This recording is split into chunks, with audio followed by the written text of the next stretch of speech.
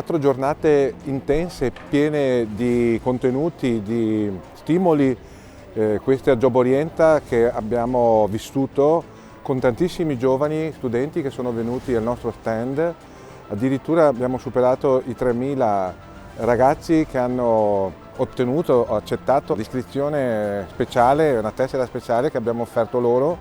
e quindi ci danno davvero un input, un importante impegno di responsabilità, perché dovremo coinvolgerli il prossimo anno nelle attività che la nostra CISL a tutti i livelli, in tutte le realtà territoriali, perché qui sono passati giovani da tutta Italia. Tutti questi giovani dovremo contattarli, perché noi crediamo fortemente che il sindacato oggi più che mai abbia bisogno proprio di loro, e quindi questa occasione di incontrarli, di tesserarli,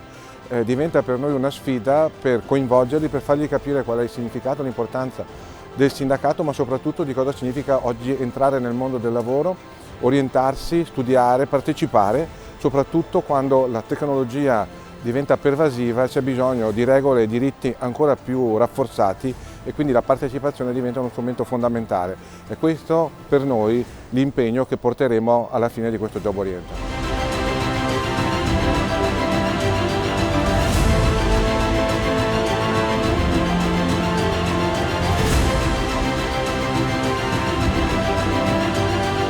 Ai giovani diciamo che sono i protagonisti del domani,